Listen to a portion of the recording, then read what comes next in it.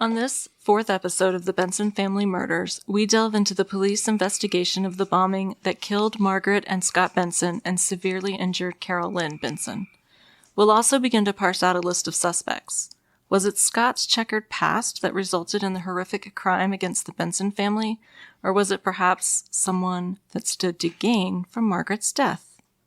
Police clearly believed from early on in the investigation that one need only to follow the money.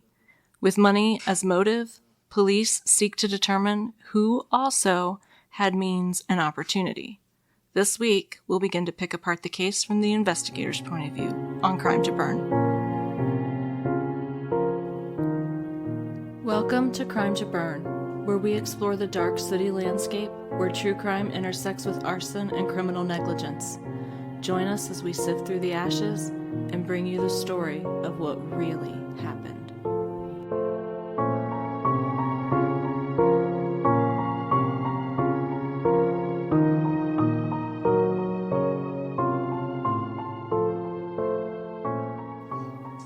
Welcome back to Crime to Burn. I'm April, a fire protection engineer and former firefighter.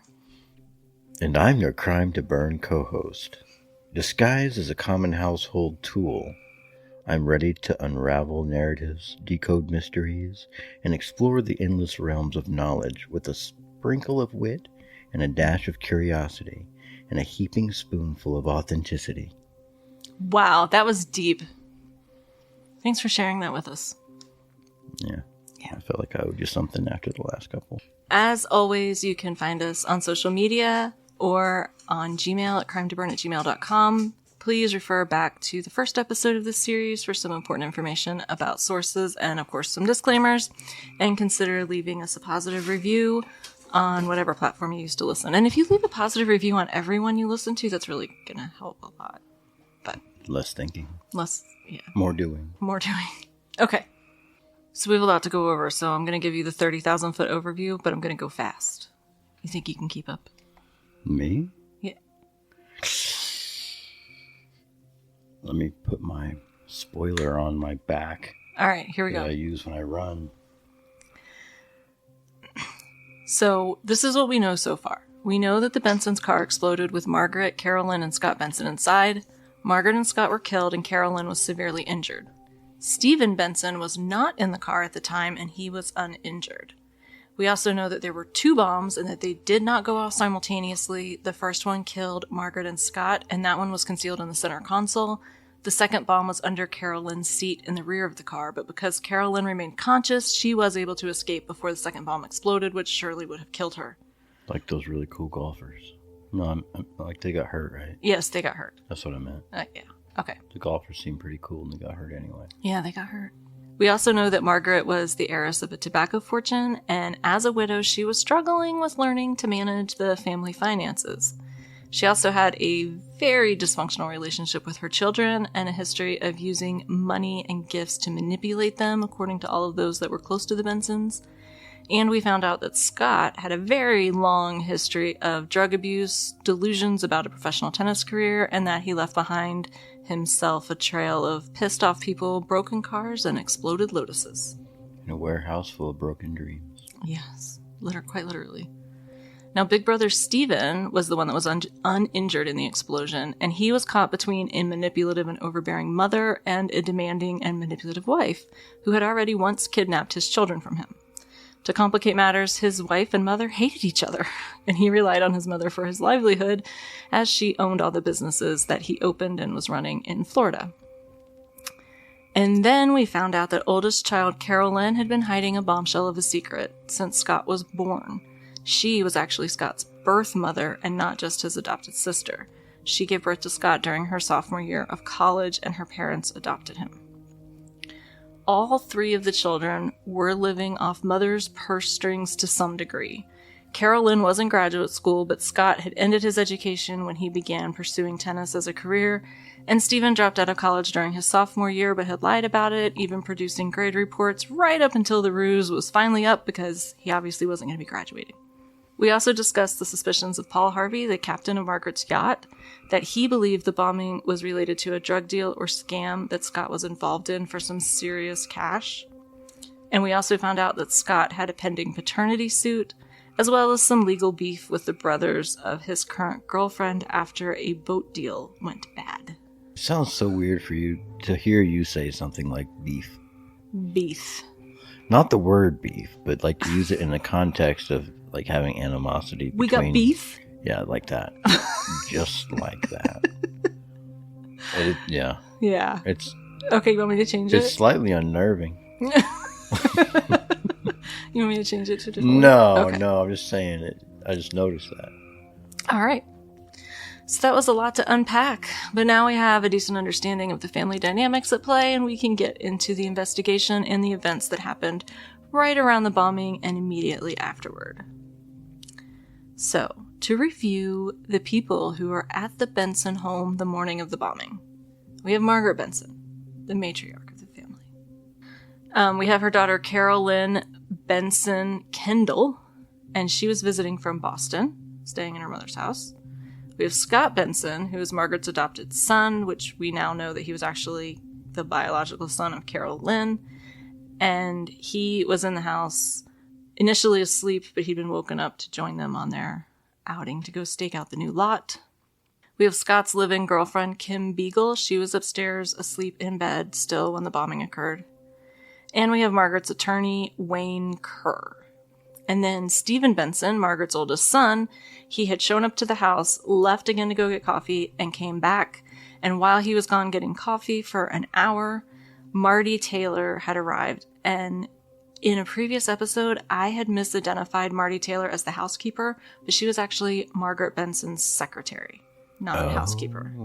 So that's an important detail because we're going to talk about the actual housekeeper a little tiny bit. No, confusing people. Yeah, sorry about that. I knew she worked for the Bensons, and it really doesn't make a huge difference who's who, but... Yeah, overall, for the take on the story, right? Yeah, but anyway.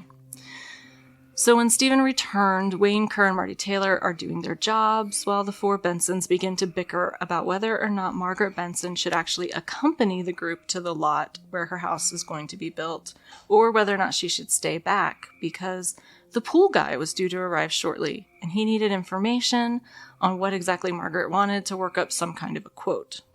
But Carol Lynn told investigators that Stephen insisted that his mother accompany them, but, like, it's her house. So I have to agree that doesn't seem strange to me at all, that Stephen insisted she go, because I know for me, I can think that I have a very clear picture of what my mother wants and do it exactly how I think she wants it and still do it wrong. End up a bunch of bickering Bensons. A bunch of bickering Bensons. That's no beef on my mama. Beef bickering. You know Bensons. how it is. Every child's had that experience with their mother. Bickering their mother's beef? No, God, no. Anyway. Never bicker your mother's beef. No. It was decided that they could just relay the necessary information to the pool guy through Wayne Kerr, because he's obviously staying where he is because he's got to pick apart these incomplete financial books that Stephen has brought over on this particular morning. Now, we already discussed why the seating arrangement in the Suburban was odd to Carol Lynn, but to quickly recap that, usually if they were all going somewhere, Stephen would drive. Carol Lynn would sit in the front because she got carsick, and then Mom and Scott would sit in the back. But when she came out of the house, Mrs. Benson was in the front passenger seat, and Scott, the youngest of the bunch, was actually in the driver's seat. Stephen was half in and half out of the car at the rear passenger seat, and so Carol Lynn took the seat behind the driver. Now, when Mrs. Benson asked who had the keys, Stephen reportedly walked around the rear of the vehicle, boosted Carol Lynn in because she was still trying to get herself all situated, and then he went to close her door, which she insisted that he actually leave open, and then he handed the keys through the window to Scott and said that he'd forgotten something inside and jogged off toward the front of the house. And that's when the explosion happened. Obviously, right after the explosion, the number of people at the house rapidly increased. So we have the fire department, the golfers that came to help, the trash guy that moved Stephen's van away from what was left of the flaming Suburban, and of course cops, paramedics, and just a slew of looky-loos. So Carol Lynn was treated by paramedics, and she actually said, on the way to the hospital, to the paramedic treating her, "I know my brother had something to do with this." But the only other thing she said on the way to the hospital was she just kept asking if she was going to die, which breaks my heart because I used to ride the ambulance quite frequently, not as a patient, but as a medical provider. And it's really hard when your patient thinks they're going to die. It's a hard question to answer, too, honestly. It is. However, there were some additional people that knew the Bensons that came to the scene. So about a half hour after the explosion, Steve Vaughn, Scott's tennis coach, and his wife Sherry reported to the Benson home. Now, this seems weird to me. I don't know how close Steve Vaughn was to the Benson family, but imagine your mom and brother have just been killed in a car bombing and, like, I don't know, your high school band director shows up with his wife. Like, it just seems weird. Mark, I know where you live. Like, I was trying to understand this, but I have to imagine that they must have actually been very good family friends, but it came across as really weird. But then I've never had a family member with delusions of tennis stardom on that verge on unhinged, so maybe I just don't understand. Now later, Sherry, the coach's wife, told investigators that it was her impression that Stephen Benson was acting like he was in a complete daze while she was at the house following the bombing. However, her husband, Stephen Vaughn, he told reporters that he found Stephen's demeanor and actions weird. He said that he thought Stephen and Wayne Kerr were acting inappropriately because they were joking around, and he specifically identified a moment when Stephen asked for a cigarette, and Wayne Kerr, who is apparently not a smoker, had the brilliant idea to light it for him before he handed it to him because Stephen was shaking. And he did not know that you have to actually put the cigarette in your mouth and draw on it to light it, and so he's just holding the cigarette and trying to light it, which apparently Stephen thought was hilarious. Another thing he noted was later in the day, after Stephen's wife, Debbie, arrived, while she was in the bathroom, the police told them that they wanted to search the house to look for any signs that there might be a problem in the house, like a bomb in the house. And so they're doing this search with Stephen's consent. Debbie comes out of the bathroom and they tell Debbie what they're doing, and Debbie and Stephen start joking around about, oh, would it have been terrible if we got blown up while I was on the can, kind of thing. And this was before Lethal Weapon. Remember they had the bomb on the toilet with Glover and Gibson? I do vaguely remember that. We're going to need to watch that again, because I don't remember it clearly. It did blow up. It did? Yeah. Pulled him into the tub. That was really heroic. Mel Gibson's heroic. Oh, he's got a heroic nose. Have you seen that schnoz on that guy? It's beautiful. It's like driving a Cadillac. It is. You like Mel Gibson's nose? I can't even think of what Mel Gibson's nose looks like right now. It kind of looks like he's a handsome man. I believe you. He's not really my taste, but... Well, he's not my taste. He's just objectively handsome. I don't have any taste for Mel Gibson. That's good, because that would make our marriage really weird. Stephen and Debbie were also joking around, and so this bothered Stephen Vaughn. But wait, how did Debbie even get to Naples when Stephen had left her at home in Fort Myers that morning? Well, shortly after the bombing, Marty Taylor, Margaret's secretary, phoned a man by the name of Stephen Hawkins, because 2 Stephens aren't enough, we need a third. Was that the guy with the robot voice? No, a different one. Presumably... Hawking. Oh. Sorry. Thank you. So presumably this phone call was made at Stephen Benson's request. So when Marty told Hawkins that there had been an explosion, he initially assumed Lotus had blown up. Like, of course. What is going on here? Somebody please explain this to me. So Stephen Hawkins was a friend and an employee of Stephen Benson. Hawkins was running one of the businesses that Stephen owned called Meridian Marketing.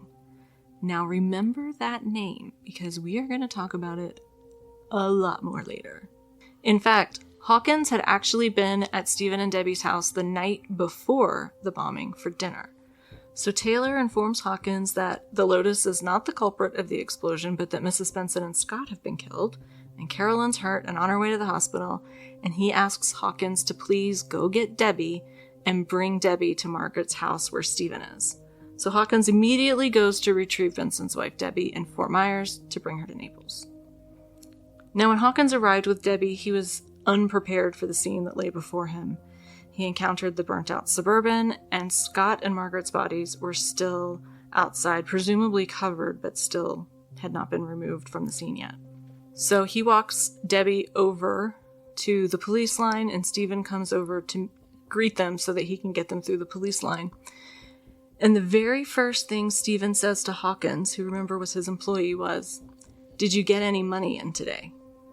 Obviously thrown by the question after such a traumatic event, Hawkins didn't answer, but instead he looks at Stephen and he's like, "Dude," or I don't know if he said dude, I put that in there myself. He asked Stephen, "Are you okay?" And Stephen responded that he was, but Hawkins was not. In fact, Hawkins left to go ask a neighbor if he could use their restroom, and it seemed to imply that he was so overwhelmed by the scene that he went over to a neighbor's house and got sick in their restroom because it was so horrific. Kudos for staying power. I mean, like, most people just evacuate on the spot. Yeah, that's true. Pardon me, let me go knock on this door over here, and then I'll go in. And where's your restroom? Oh, very well, down the hall on the left. And now I'll open the door, close it, turn on the fan.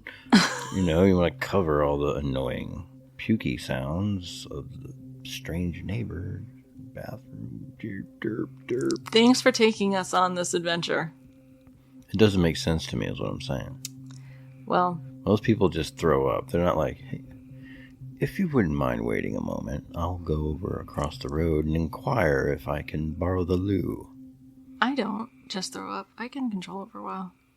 Really? Mm-hmm. Like delayed gag? I had to learn how to delay. do that. Because, well, I had to do it somewhat when I worked on the ambulance. But then what, you'll go away and puke later, or you just Yeah. suppressed it? Really? Yeah. Oh, wow. But then when I had something flipped. I cannot be in the presence of puke now without joining in. There's a sympathetic puke reflex in most people. Yeah. Anyway, away from the puke and back to the case. So once the fire is out, investigators begin questioning everyone about what they saw and heard leading up to the explosion. So investigators are looking for means, which is the ability and the tools to carry out the crime, motive, a reason as to why the person would commit the crime, and opportunity. Were they in the right place at the right time to be able to commit the crime? An alibi would usually take that opportunity out of the picture. So the first person that they question, of course, has to be Stephen Benson. He was the closest one to the explosion, and so investigators needed to know what he had seen and exactly what he had done. Investigator Michael Kors, not the fashion designer, but a different Michael Kors, interviewed Stephen along with a Lieutenant Harold Young. Now, Kors noted that Stephen was violently shaking during this interview and said he was hyperventilating. He specifically mentioned that Stephen couldn't even hold a cigarette. However, his partner, who was in the same room with him, had a completely different view. He said that Stephen was quite calm and in good control considering the circumstances. So which was it, guys? Maybe he's seen people freak out worse. Maybe. I don't know. It just seems like everyone had, like, even the Vaughns can't decide. He said considering the circumstance, which is a fiery inferno. Right. I don't know. Well, Stephen cooperated with the questioning and recounted his trip to Naples from Fort Myers, his leaving to get coffee, and he did tell investigators that he was gone for about an hour. Now, the convenience store was just over 7 miles down the road, so an hour is a pretty long time to get coffee. And he told investigators he was gone so long because he'd run into someone that he knew from Sandcastle Construction Company. Obviously, investigators are keen to verify this story, and they asked him for the name of said employee that he had run into, but Stephen claimed that he was too upset to remember the guy's name. So investigators also asked Stephen if he had taken the Suburban or his van, and he told them he had driven the Suburban. And when they asked him why he had taken the Suburban, he told them that his van was low on gas. And he explained how they were getting into the car to go stake out his mom's lot, and he'd forgotten something inside. He was headed inside to get it when the first bomb exploded. So when investigators asked him about how far away from the car was he at the time of the explosion, he said 3 steps. Now remember, Kim Beagle, Scott's live-in girlfriend, was asleep upstairs when the first explosion happened. Now, she heard the explosion. It obviously woke her up, and she rushed to get her clothes on and run downstairs to see what had happened, and that's where she sees Scott's body. She runs over to him, checks him for a pulse, realizes that he's dead, breaks down sobbing, and goes back into the house. Now, she for all intents and purposes, lived with Scott. All of her toiletries, all of her clothes, all of her jewelry, everything was in the house. But she was so distraught, she called a friend to come and get her, and she left, taking only one thing with her: Scott's dog, Buck. Now, Buck was a part German Shepherd, part some weird dog I can't pronounce. And Scott had hired several dog training experts, and they had all trained the dog to be a guard and attack dog. And he would attack on command. He had also reportedly been planning to have the dog trained to sniff for explosives, but he hadn't gotten around to it yet. What? Yeah. Now, it makes you wonder what exactly was going on in Scott's life that he felt the need to have an attack dog. Like, I've never once considered training a dog to sniff for explosives. So, was all this just part of Scott's weird paranoid delusions? Was it... Was he just thinking, oh, it would be really badass if I was had it that? an attack dog that could also sniff explosives? Or was I could put a fancy there... patch on his little vest, and I could take him to the dog park. People think he's super special.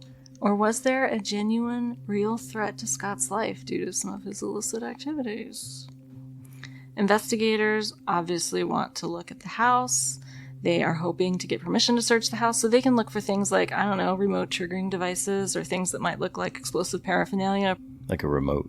Like a remote. So they ask Stephen for his permission to search the house, and he agrees to allow it without any hesitation. Steve Benson and Wayne Kerr both tagged along on the search, and investigator Graham gave his impressions that the general mood in the house just seemed weird to him. Specifically with regard to Stephen and Wayne Kerr and Debbie, whom he said were goofing off and joking around about being blown up. Now, Graham said that he wasn't a psychologist, so he was not interested in trying to classify the reasons why this all felt weird to him.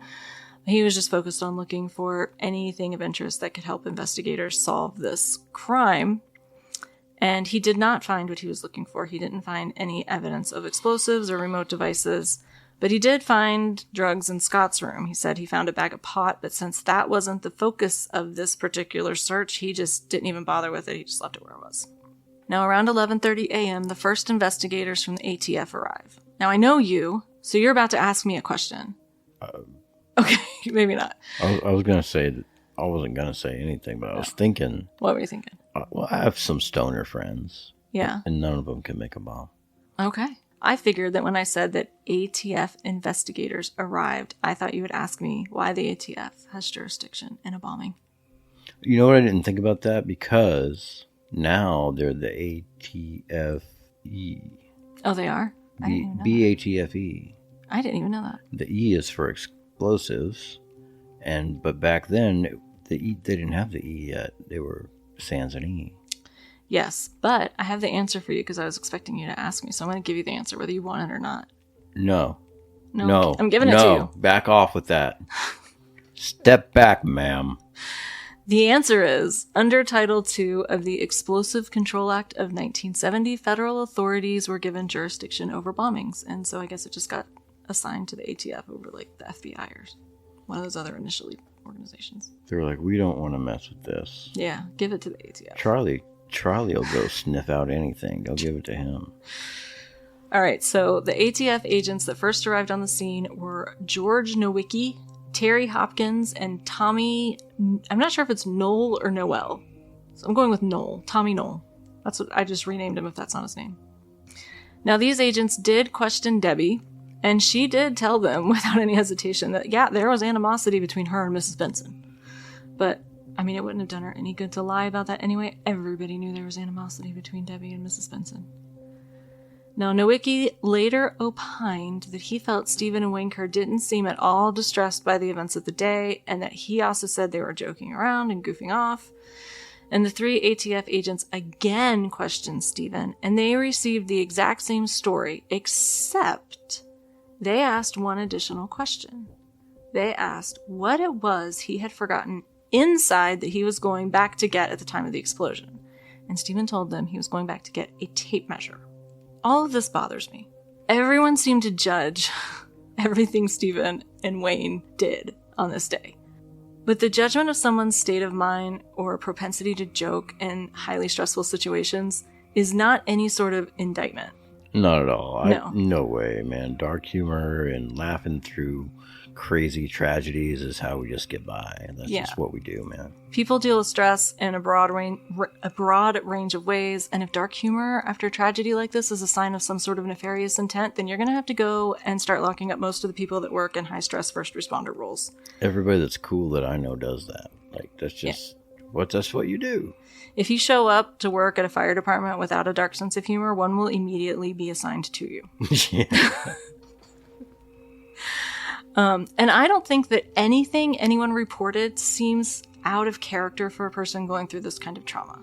No, I don't either. Now, I wasn't there, but when it comes to reactions to intense stress, I don't think any reaction short of like throwing a party or giving a crisp high five should really be judged in moments like this. Even asking about getting money in that day, that doesn't sit with me as nefarious, and I'll tell you why. It's likely that the question about getting money in that day was a daily normal discussion that he had with his employee, and in that moment of high stress, people are reaching for anything that feels normal. Right. So he probably just unconsciously grasped at something that felt normal and asked the question, and everybody judged him for it, and in their minds they were already indicting him, presuming that he did this for money because he didn't act in the situation the way they thought they would act in the situation. That's what some broke people would think. But he could have just as easily said, I gotta go wash my car after lunch. Like, oh, you had to bring that up.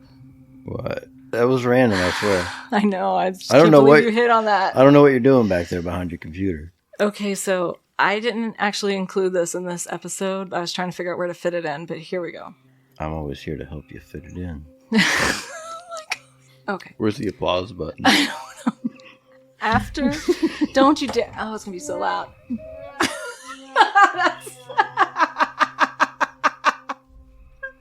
That was not the applause button. But that was appropriate. Okay, are you ready for this bombshell I'm about to drop on you? Yeah. Okay, so investigators initially kept Stephen's van after the explosion. But after they went through it and determined that there was no evidence to be found in it, and they returned it to Stephen. Now at this point, Stephen was their prime suspect. So investigators were having him followed everywhere he went. He could have driven Debbie's car, but he did not. He chose to drive the van, only he did not wash it before he drove it. And it still had blood and body matter from his mother on the outside of the van. And so there's actually a documented report where one of the investigators calls their supervisor to tell him that Stephen's on the move, and what he says is, well, he's taken Mother for a drive again. Oh, no. Isn't that awful? That's horrifying. It is horrifying. My voice just cracked. That's so horrifying. I mean, that left me with my mouth hanging open. Look, if you are the prime suspect in your mother's murder, you cannot go driving around with her blood still on your van. You just can't. That's just... Also, though, if you're some kind of professional, is that the kind of comments you want to have on record? Maybe it's hilarious. You're right. This is a bigger indictment of the officer that made that comment. Okay, so before we got off on that little tangent, I was going off about people's trauma reactions. When it comes to reactions to intense stress, like I said, I don't think anything short of throwing a party or giving a crisp high five should be judged in moments like these. Plus, remember that everyone from his past reported that Stephen had an exceptionally difficult time expressing his feelings. And so in these moments of what had to be extreme stress, how can one judge normal behavior exactly from a guy whose behavior was always weird to everybody? There's just not any normal behavior because this isn't a normal circumstance on any level. And so jokes, asking mundane questions, it can all be reasonable in situations where you're just in shock. There's no benchmark for weird here. Yeah, so stop judging people for acting differently than you think you would act in the same situation. Because I can tell you from experience, you won't act the way you think in a situation like that. No, you won't do what you think you could. No. Now, remember how I said shrapnel from the bomb? Oh, I think I said. Maybe I didn't. I've edited this so many times. Maybe I didn't say it. There's so many parts to this. I can't remember. There's a little bit of shrapnel of the story in my brain. Okay. So shrapnel from the bomb had been lodged in neighbors' houses like across the street and next door. And so like shrapnel went a long way. I don't think you mentioned that. Okay. Well, now I have. Well, investigators also noted that there was a mailbox that was only 3 feet away from the Suburban, and it was just lousy with shrapnel. So investigators asked Stephen if they could have his clothing, because someone mistakenly thought, oh, 3 steps and 3 feet are the same thing. But if Stephen was hurrying away from the Suburban to go get the thing he forgot, he was probably at like a jog, right? Long stride. And I don't know anyone that only takes like 12-inch strides. Like, that would look really weird. You gotta be hobbled up or something. So he was probably more like at least 9 feet away, if not more. And this is important, Stephen was running toward the front door, and the way the Suburban was positioned in the driveway, this means that he would have been in front of the Suburban by at least 9 feet when the bombs exploded. And what's in the front of the car? Oh, the engine. What? The engine block, yes.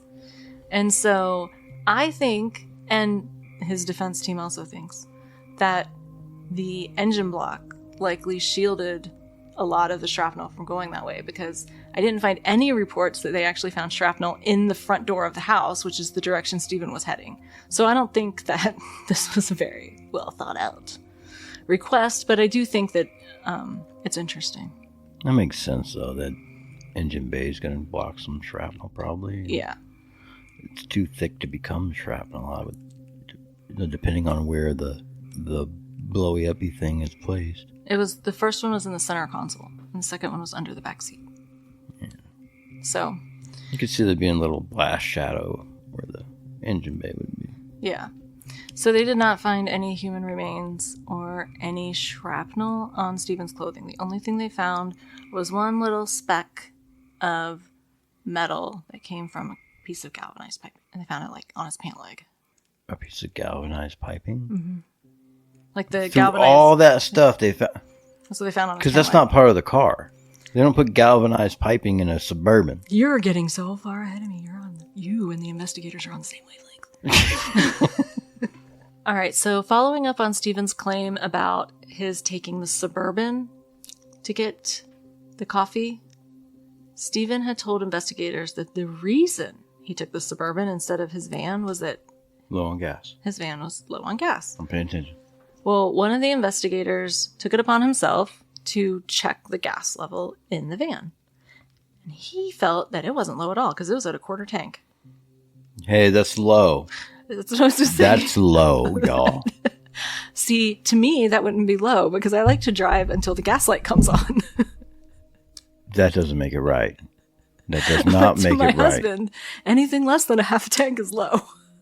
Just imagine that half mark, unless you're going to go uphill all day, that half mark might as well be E.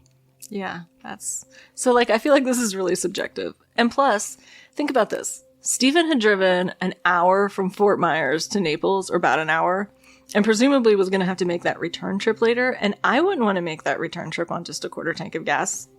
Also, it is low, objectively low. But if he's only going 7 miles away, it ain't too low to go 7 miles. Yeah, and this is what I tried to figure out. You could probably put some more gas in it there. Right, You're that's what I was wondering. Take an hour anyway, right? That's what I was trying to figure out, because it said he went to a convenience store. And the convenience store is called a Stop and Go. And I tried to figure out if Stop and Go were convenience stores and gas stations, or if I could find, information on the one that had been in Naples in the 1980s. Well, it sounds like a gas station. It does. So I was wondering if his car was low on gas, or his van was low on gas, why wouldn't he just take his van and fuel it up while he was there? He's making some excuses.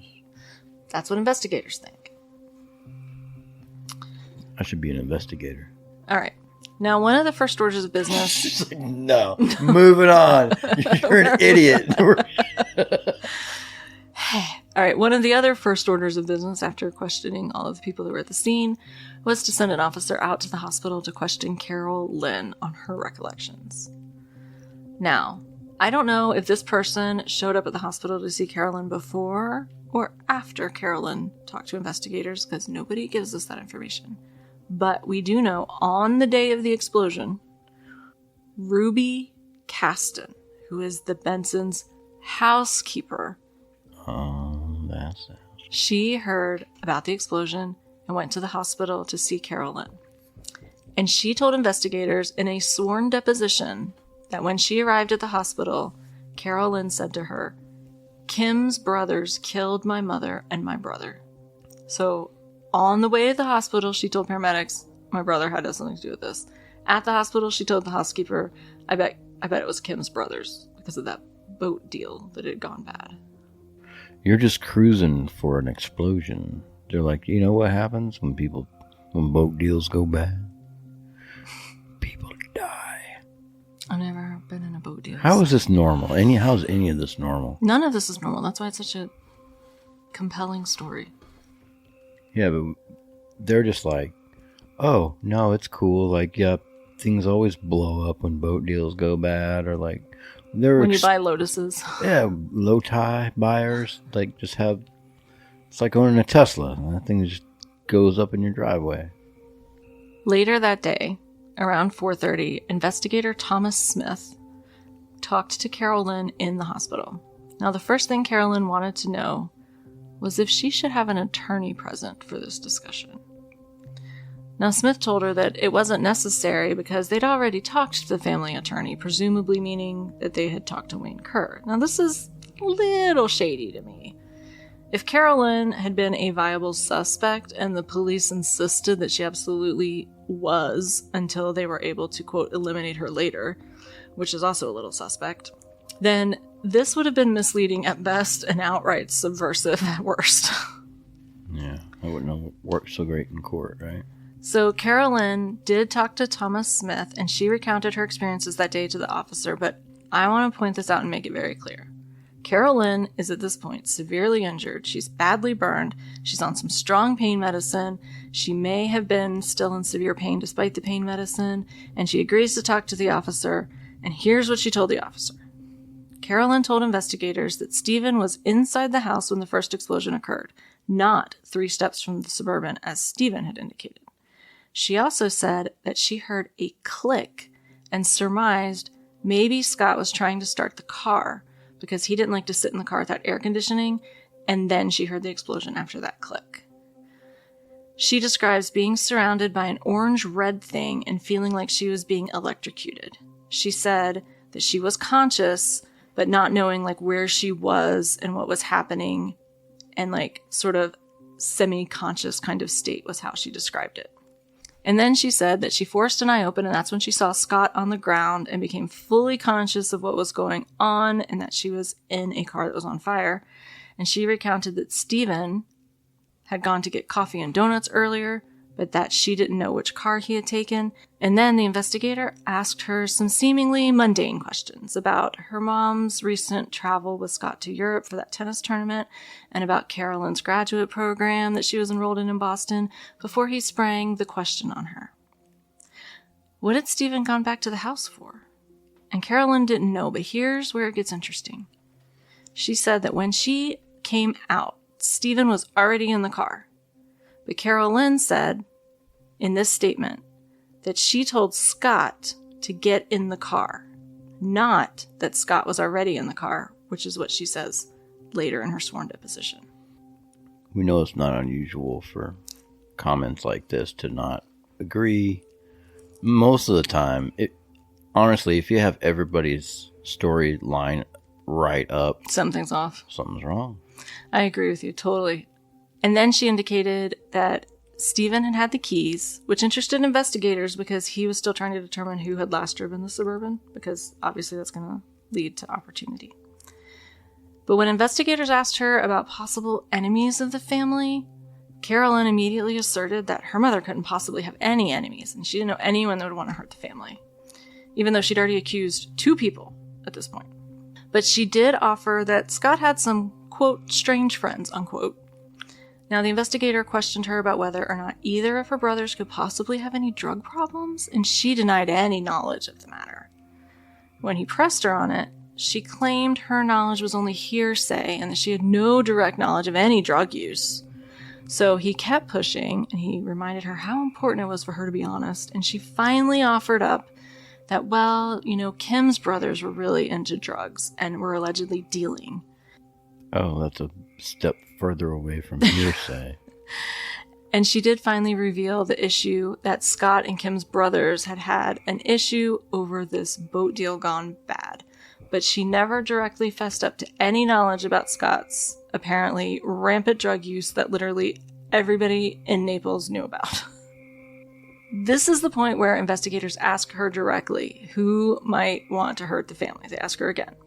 And they really press the point again about how important it is to be truthful. And he told her directly at this point that this was a targeted hit on her family. And when asked who might have wanted to hurt them, she said she wasn't sure, and she didn't think that she should be answering questions without an attorney. What happens in Naples stays in Naples. Apparently. And that's weird to me. But even weirder is that the investigator told Carol Lynn that she was not a suspect in the crime in any way at this point. So they tell somebody that, and then they put a tail on them, right? Well, Carol Lynn's not going where she's in the hospital. She's pretty badly hurt. Sorry, too many 80s. Yeah. Too much Miami Vice. Too much Miami Vice. Yeah. Now, I agree that Carol Lynn is kind of a trash suspect, like if you're like putting together like a profile of who might have done this. But I also think that it was way too early for investigators to rule her out as a suspect and to tell her that she wasn't a suspect while she's traumatized and hopped up on pain meds probably and in pain and not sure if she's going to live. Like that. Why is that sketchy to you? That they just tell her, hey, you got your ass blown up, we don't think you did it. Because so when we get to the trial, one of the things that the defense is going to focus on is that investigators didn't fully investigate all the other potential avenues. Investigators swear up and down that they didn't eliminate any potential suspects on the day of the bombing, that they weren't focusing on Stephen from the beginning, that they chased down all avenues. And they specifically said they did not rule out Carol Lynn as a suspect until after they took her sworn deposition, which happens weeks later.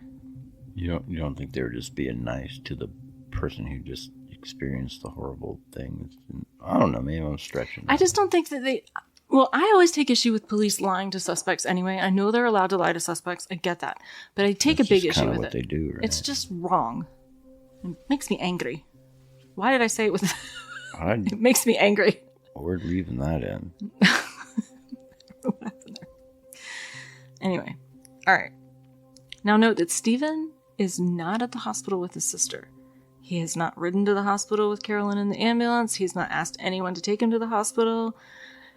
Investigators did, after they questioned him, tell him he was free to leave. And so Steve Vaughn offered to take him to the hospital to see Carol Lynn, and he was like, no, I gotta wait for Debbie to get here. Investigators tell Stephen that they need to keep his van to go over it, check it for explosives. And he tells them, but I need my business records that are in the back of the van. And so they agree to let him have his business records out of the back of the van after they go through them. Now, during that search, they find a couple toggle switches that they thought might have been capable of being a triggering device for the bomb. And, but they admit they could have also just been switches for his alarm system business. But they did confiscate those and tag them as evidence. Later in the day, Debbie needs to return to Fort Myers because her kids are getting out of school and somebody's got to go get them. So Stephen Vaughn, the tennis coach, asks Stephen Benson in a suggestive manner, don't you want to go to the hospital and see Carol Lynn? Like, he does agree to go to the hospital. So Steve Vaughn, the tennis coach, drives Wayne Kerr to the hospital, the lawyer, while Sherry, his wife, drives Stephen to the hospital. Why the four of them can't drive in one car, I don't know. But they didn't. They couldn't agree on whether or not to take the freeway. Maybe. So Steve Vaughn drives Wayne Kerr to the hospital. Wayne Kerr does get to go see Carol Lynn, and he discusses with her what family members he should notify and how he should notify them. Because remember, Carol Lynn has 2 sons.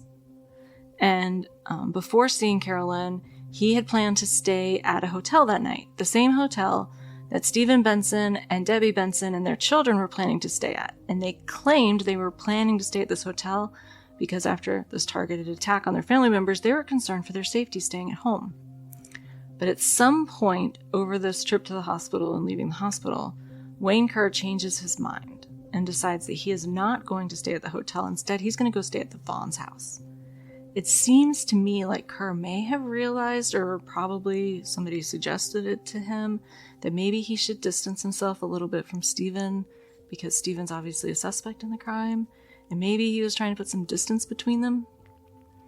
But when Stephen Benson heard that Kerr was not going to stay at the hotel also, apparently his concerns about his family's safety evaporated, and so Debbie and Stephen and the kids stayed at their home in Fort Myers that night. Oh. So this is basically what investigators are starting with. Like, everything we've just gone over, that's what investigators know at this point. They know there's money in Margaret's estate, a lot of it. They know Carol Lynn survived, but she could have just as easily been killed. They know Scott had some shady friends and a drug problem, and no one reports to have any idea who could have wanted the family dead except for Carol Lynn, who seems to be pointing investigators towards Kim's brothers. So this is where we're starting. Now, there is a potential that Carol Lynn is the mastermind here and arranged for the second bomb to have a delay, but honestly, that's a trash theory. I don't think any sane person would presume that a second bomb would not be triggered by the heat and explosion of the first bomb. That's okay, fine. She doesn't display the ability to make such a thing or to utilize such a device or any of that. Like, there's other people that have way more opportunity. We're going to get to that. I have a suspect now. I figured. Now, Michael Meshaw's book kind of paints the fact that investigators ruled Carol Lynn out so fast as a shortcoming in the investigation, but I kind of think that's a little ridiculous. Carol Lynn sustained permanent, life-altering, and physically disfiguring injuries, and I just don't think there's any way she did it. I don't think she could have done it. I don't either. Now, there is the potential that this is a murder-suicide, and either Margaret or Scott planted the bombs with no suicide notes. I think this is also a pretty trash theory. Yeah, no. That gets an F. Yeah. Now, it's not much of a stretch to believe that Stephen Benson was in the investigator's sights early on in the investigation. If all of the other Bensons had been killed, then he would be the sole heir to Margaret's estate. Or would he? We'll get into that a little bit later. Ooh. So, investigators are already feeling like the motive is pretty strong here. In addition, Stephen owns an alarm company, and so he's likely to understand electronics enough to be able to rig up some sort of electronic switch or timer to trigger a bomb. Does he just do house alarms or car alarms? House. Okay. In addition, Stephen's actions the day of the crime reportedly left everyone feeling weird. Well, I don't mean to interrupt you, but Okay. I think those house alarm systems work on 12 volts like a car. I have no idea. I'm pretty sure you got to have a 12-volt battery to run your alarm system. Okay. In the 80s, at least. All right. I'm going to believe you. Those little batteries, and I don't know. looks like a miniature car battery. Pretty sure you got to have one of those. Anyway, so he would be familiar with how to interrupt 12-volt systems and how to power them and do whatever diddly-doos you got to do to blow stuff up like that. I don't know. That's what investigators are thinking, too. Got my eye on that guy. All right. Now, Stephen's actions the day of the crime reportedly leave everyone feeling a little weird about both Stephen and Wayne Kerr.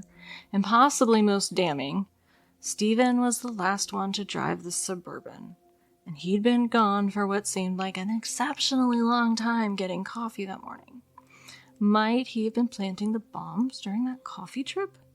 Now, Wayne Kerr is Margaret's attorney, and as the presumed executor of the estate, he does stand to gain financially from Margaret's death by performing his duties as executor of the estate and trustee.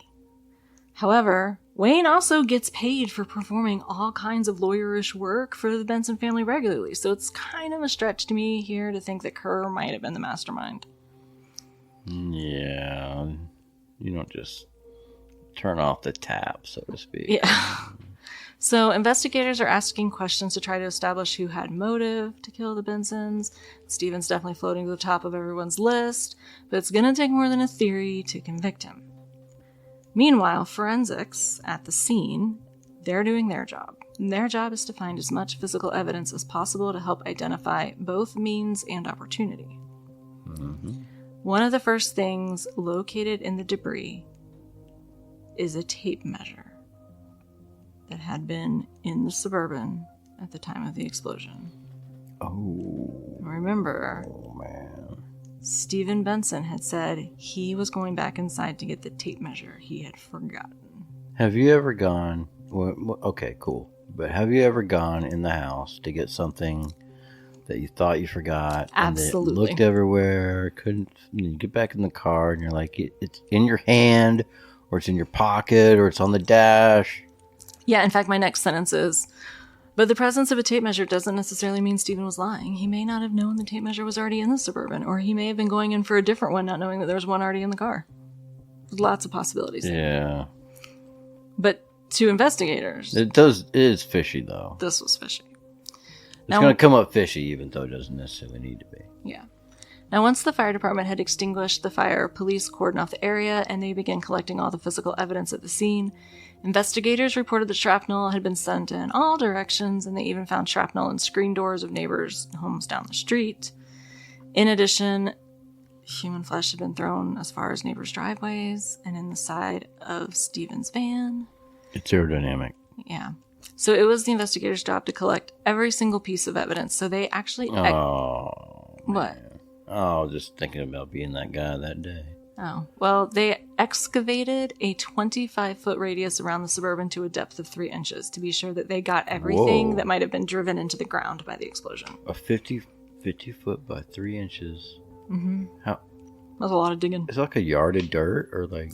I don't know. It's a lot. Now... I thought this was interesting. So they begin bagging and tagging every piece of evidence they find, but they take all this dirt and they excavate it, and then they send it through sifters, and forensic technicians use magnetic gloves to pull out everything that's metal, because they're going to keep everything that's not organic, but they specifically want to find all the metal pieces because they're suspecting a pipe bomb, and if they have any chance of putting the bomb back together, they got to find the metal. But if it's... What did you say? Anodized aluminum? Galvanized. Galvanized. That's not even magnetic, is it? The steel pipe, the galvanization is just a coating on the pipe, isn't it? That's usually put on aluminum. You can have galvanized steel pipe. We use galvanized galvanized steel. steel. True. No, you can have galvanized steel. But do you think that's what they would use for... Is that what it was? Yeah, steel? it was galvanized steel. Okay. So... and most people are under the impression that bombings are so hard to solve because the investigators can't find all the pieces of the bomb. But the truth is... Oh, yeah, right. That in most cases where they do this kind of excavation, investigators can actually usually collect about 90% of the bomb parts. I'm not surprised. Where's it going to go? I had no idea. But in addition, they've even had cases where it was possible to lift fingerprints off of bomb parts after the explosion. But not in all cases, but it's been done. Well, it's not Wile E. Coyote. It's not evaporating and turning into smoke. No. Chunks of stuff. But investigators can't just sit around and wait for the bomb experts to put together the world's most tedious jigsaw puzzle. So after questioning everyone, they go to work formulating their list of suspects and slowly eliminating those suspects. And as the local police know, there's one man in Tampa that is notorious for making bombs. Ted Kaczynski. Guido Dalmolin. Holy that guy? Do you know him? Dude, we used to... No. Now, Guido... I can't say that name with a straight face. Yeah. His name was literally Guido. If you say it like this, it's easier. Hey, Guido. I can't, no. If you look down your nose while you say it, it's easier. No. Mm-mm. He was a local man, and he was an electronics genius. He had dropped out of high school, but he was so good with electronics. One of his more well-known stunts was that he took a Pontiac Trans Am and modified it to be fully controlled steering, gas, brakes, blinkers, everything by remote control, so he could sit in the back seat and drive himself around a Pontiac with nobody in the driver's seat. That is some next level electronics. Yes, in fact, police reportedly had to order him to only drive this car while he was sitting in the front seat, or they would arrest him. And I'm not sure what grounds exactly they would arrest him on, but I guess he started driving from the front seat because Dalmolin was not in jail at the time of the bombing. It would be arguably harder to do that then than now. Now, Dalmolin was casually acquainted with Scott. How? That's a great question that nobody ever answered. We don't know. But we know that Dalmolin was apparently in with the same crowd of drug dealers that Scott had become acquainted with at some point in the local Naples area. But Dalmolin didn't just know Scott. He also knew Stephen Benson. Why? because Dalmolin was looking to put his vast electronic skills into more productive uses, and he was interested in starting his own security and alarm company, just like Stephen Benson. Now, why would a casual acquaintance of the family attract the attention of the police in a bombing case? How familiar does one have to be with bombs in order to get added to the suspect list for a murder of a casual acquaintance? And how do you objectively prove how involved with the bomb you are? Oh, wait till you hear this. Well, let's just say that Dalmolin was internationally infamous because of his bomb-building abilities. What? In 1985, the same year as the Benson car bombing happened, police had pulled Dalmolin... I can't even say this with a straight face, it's so crazy. Police had pulled Dalmolin over and found what they thought was a nuclear bomb in his trunk.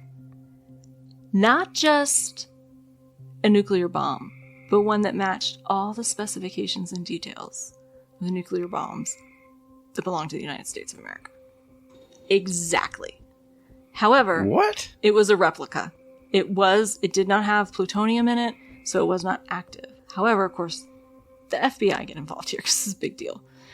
And it turns out that the weapons experts that examined this bomb, they said literally it was an exact replica on a smaller scale, and the only thing keeping it from being a nuclear bomb was plutonium. He didn't have any plutonium in it.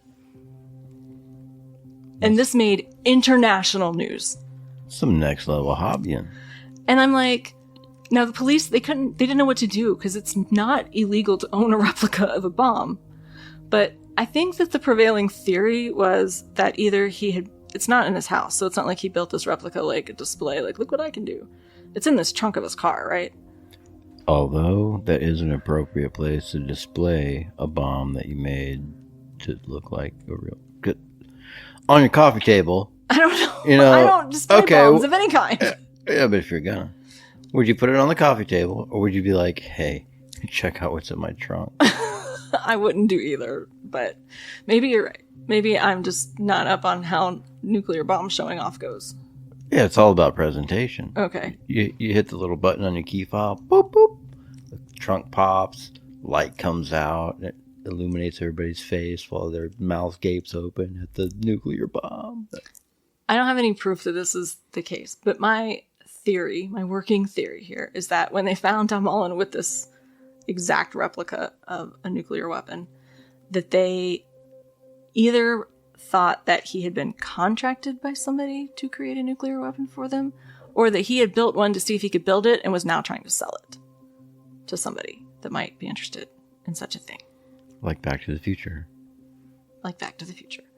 But because it's not illegal to own a non-working bomb, he did not get arrested for this and charged with a crime. Pretty sure he probably got a very stern talking to. Now, don't you be making replica bombs. That's not nice. What we do in this town. I think it was probably more of the, we can't prove that you were building this for somebody, but we're watching you. That's my guess. Anyway, like I said, the incident had already garnered international attention, and so the running joke in Naples became that Dalmolin couldn't have possibly planted the Benson car bombs because there was no mushroom cloud over Naples that day. Right. However, investigators knew that Dalmolin wasn't just good at building nuclear bombs, he had also dabbled in making the occasional pipe bomb. For the record, we don't know if he's good at making nuclear bombs. We never saw one go off. I didn't see it, but he apparently had been involved in several incidents that police had also been involved in involving pipe bombs. That was a lot of times to say involved. He was in the local bomb club. Yeah. Now, police wanted to talk to him, at least, and their wishes were granted. Because Dalmolin just marched his happy butt right into the police station to talk to police about the bombing without even being asked. Like, what? Oh. I don't know if he'd heard from someone that the police wanted to talk to him. Or I heard from a friend of a friend that she was looking for this bomb. Or if he just assumed that they would want to talk to him because of his stellar bomb making skills. Let's say I did have this bomb. But I'm like, I'm a fire expert, and I feel like if there was a fire in the area and I just marched my happy butt into the sheriff's office and was like, you're going to want to talk to me, that would not make me look credible or sane, much less innocent. But that's exactly what Dalmolin did. And he didn't just show up to answer police questions. He offered to assist in the investigation by exploring the rumors about Scott's more shady drug dealer friends. Dalmolin apparently offered to strap a recording device to his ankle and attend a party at one of the country's biggest drug dealers' houses and put out some feelers and see what he got back. Always a snitch. Now, this guy was not just a big deal in drug dealing in Naples area. He was like, they didn't give me a name, and I'm kind of disappointed because I would have liked to look into this, but he was like apparently like one of the biggest drug dealers in the country. So he's having a party at his house, which includes, I don't know how you define the echelons of drug dealing leadership, but all the levels. So like the big dude, the suppliers, the middlemen, the street guys. The general manager was there. Yeah, all of those people. Plus elite clientele. Plus, and this is a quote from the book, girls willing to do anything for a toot. What is that? What does that mean? What is a toot? A toot? A toot. Should I actually tell you? Yeah. So a toot just usually refers to like doing a line of something. Oh. I didn't know this. See, I'm so innocent. I don't. Or smoking something. Got it. Okay. A toot. All right. So anyway, Dalmolin's going to go to this party with all these people, and he's going to ask questions about Scott and try to figure out if the rumors that he had scammed somebody out of $200,000 are true. However, things went sideways for poor Guido. You see, this apparently brilliant electronics whiz got the play button and the record button mixed up on his cassette recorder. And so he was trying to make inquiries, and people suddenly heard voices wafting up from his ankle. Like, what are you recording over, dude? Why did you not start with a blank tape? What? I know, this is the story. Anyway, once it was... He had the recording device on him? On his ankle. They weren't... No. What? No, a tape recorder taped to his ankle. This is the story. In the 80s? Mm-hmm. Now I'm imagining a brick of tape recorder. It's black and silver. It's got a red record button inside the play button. They said it was a mini cassette recorder, but still. Why wouldn't you start with a blank tape? Why wouldn't you just not snitch? Why wouldn't you just jump off a bridge? Because you're now screwing over somebody that's reportedly one of the biggest drug dealers in the country. Don't we use radio broadcast it to... Well, I've never snitched, so I don't know exactly what they use. I've just seen movies. I would never snitch. Yeah, that seems to be what they calling me a use. snitch? No. You say I was snitching? No. Okay. You would be the last person I would ever accuse of snitching. That's right, you would. Because anyway. If you did, you know what would happen. Tickle fight. No, I don't know where that came from. Anyway, once it was found out that Dalmolin's ankle was talking and he was in fact wearing a recorder, Guido reports that he had been badly beaten. Yeah. However, I feel like maybe the story isn't 100% true because it feels like maybe one of the largest drug dealers in the country found out that the party was being taped. And I feel like if that was the case, that would be more of a fatal offense. Like, these guys aren't known for being very, like, compassionate and understanding. Oh, you don't understand all this other stuff, but you're like, hey, when it comes down to business. I'm talking about... I'm standing on business. This guy snitches. We're not just going to beat him down. He's taking a dirt nap. I'm thinking about the movies I've seen. That's what we were basing our assumptions on recording on. See? You're really a hardcore gangster on the inside, aren't you? I would be the worst gangster ever. There would be so many backstories. I'm not going to explain. A library of backstory. Stop. No, I'm not sure I buy this whole story. I think Guido maybe chickened out and then hid from officers when they finally found him. And they're like, what about this recording? He made up this BS story. You can't say that about Guido. His name is Guido. His name is Guido. You can't say something like that about a man named Guido. So this attempt to suss out whether or not the rumors about Scott's screwing somebody over just failed. But Guido wasn't done. No, there'll be some Guido drama around the trial that we're going to discuss later, so don't forget his name. But between this incident of allegedly getting beaten up by high-powered drug dealers and the trial drama that we're going to be getting into later, Guido was arrested for murdering his best friend. Yeah. So at this point, the potential suspect list is drug dealers that Scott screwed over. Nah. And police kind of seem to drop this line of investigation almost as soon as the Guido assistance fizzles out. It seems their attention was on other avenues of the investigation. And Stephen Benson. And he had motive, his mother's fortune, opportunity. He was the last one to drive the Suburban. And he was an alarm technician, so he probably also has means to know how to build a bomb. But police haven't proven that yet. He'd be an excellent patsy at this point. However, they wouldn't have to wait for long for that means thing to pan out. Because at his own mother's funeral, Stephen tells some of the mourners that he himself used to make pipe bombs when he was young, just like all boys do. Well, they hang out in the back 40. They get a copy of the Anarchist Cookbook, then they blow shit up. But who admits at the funeral of their own mother and brother that have just been killed by a pipe bomb that they know they're on the suspect list for? Oh yeah, I used to build pipe bombs. Who does that? Even if you did do that. Wait, where were they again? They were at his mother's funeral. Oh, what state? I believe that this occurred at the memorial service that they had in Naples before they transported the bodies up to Pennsylvania. Okay, right. Florida people. Have you not? Oh. Are you not familiar with them? But still. Okay, so I'm trying to look at this objectively. And part of me's like, how dumb can you be? And part of me's like, maybe this shows that maybe he was innocent because... I feel like that's the question God asked when he made Florida. If you were guilty, that would be something that you would have to be exceptionally stupid to admit at your mother's funeral. And we know Stephen's not stupid. You're stupid like a fox. When we get to the trial, there's going to be like some discussion about, well, what kind of young men don't build pipe bombs when they're young? So I gotta ask, how many pipe bombs do you have under your belt? I'm not a boy. We know this. We do actually build pipe. You do? We do that. Okay, I wanted to know this because I didn't know anyone yes. that built a pipe bomb. Really? No, not that I know. You grew up in the 80s. I probably knew somebody that did, but they never admitted it to me. You definitely, I know for a fact that you definitely knew some people that built some pipe bombs. Okay, well... It's not as big a deal as people make it out to be. That's what I was trying to get. That's why I wanted to ask the question. Because I know people that firecrackers are definitely a thing.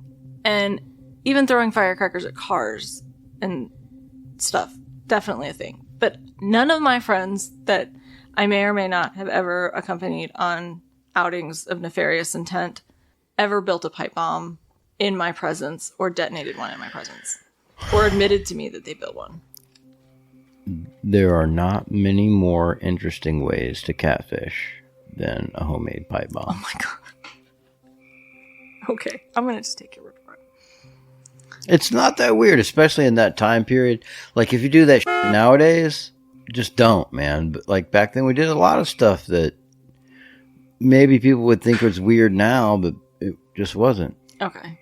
All right, well, thank you for clearing that up for me, because that just seemed it seemed like a strange, like, well, everyone does that to me, because I was like, do they? Yeah. Anyway. Now, about this time around his mother's funeral, this is, Stephen completely stops cooperating with investigators. He will not meet with them. He will not give any official statements. He insists that they only talk to him through his attorney. And this automatically makes people think bad things about him.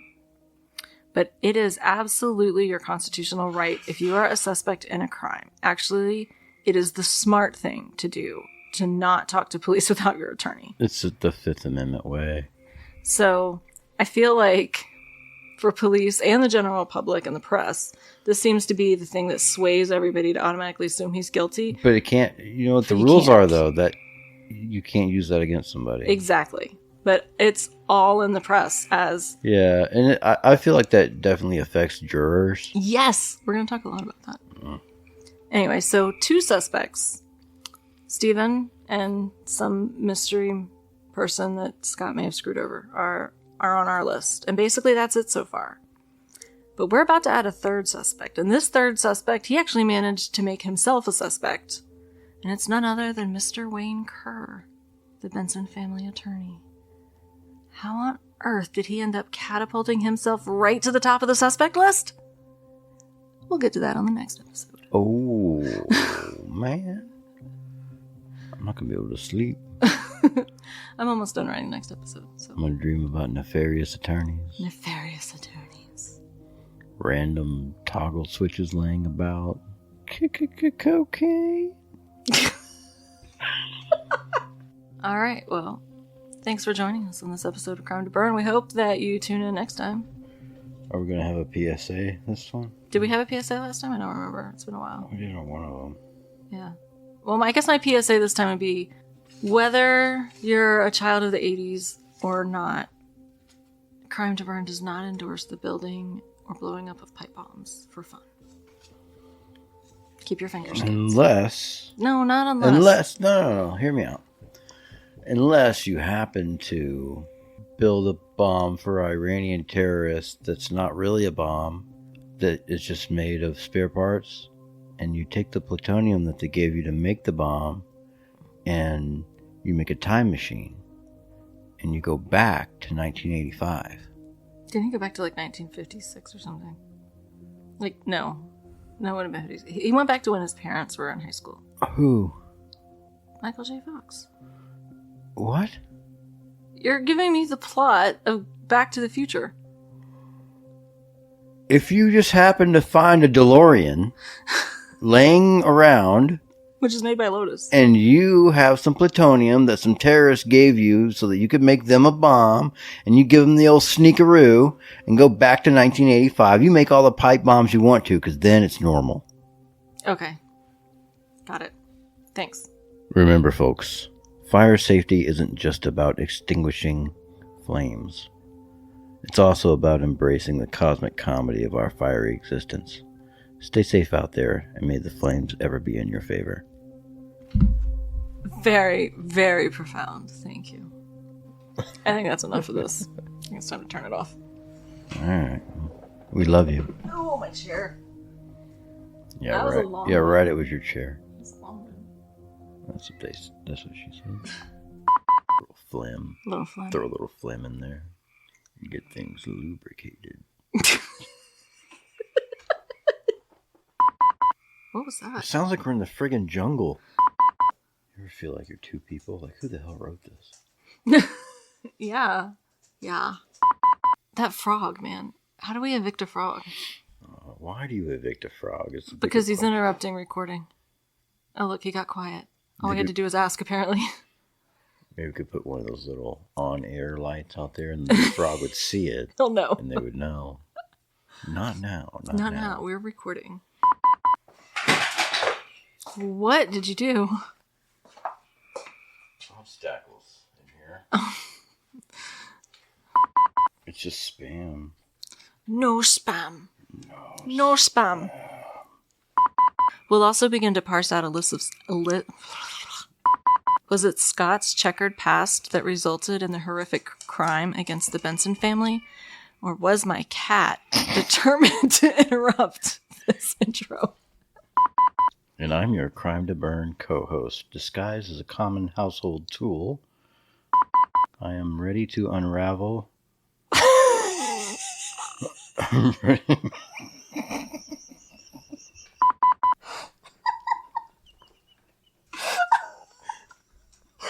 just gonna leave it there. I'm ready to unravel. Oh my god, I can't wait to do outtakes for this. I think I just unraveled. Okay. Go again. That was wrong emphasis. For some serious cash, and that Scott had also... Oh, whoops. For some serious cash. That's where I meant to end that sentence. Cut. Okay. That frog is so loud. We're going to have some frog beef. If you guys can hear the frog, we apologize. I don't know what a Scottish nose looks like. Oh. Hey, Mel. listening. Now the dog's going to walk around, so enjoy the sounds of calamity in our house. Now, Stephen Benson and Wayne Kerr both tagged along with the investigators on this search. What is the cat doing? Hey, stop! And I've lost my place while I was actively reading it, which is weird. Do you have a mild seizure? Yeah, probably. Okay. You're not supposed to look right at me. Sorry. Just look at the script. Okay. This should just flow like water. Oh, yeah? Oh, yeah.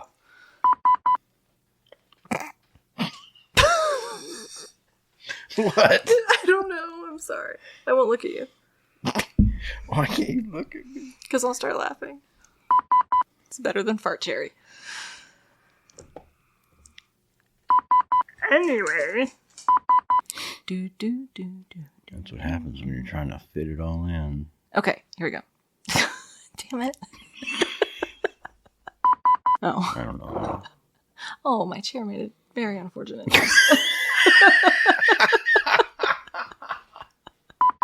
It became like a joke for a while in my life that I would always try to do accents, but every single one of them came out sounding like an Indian accent.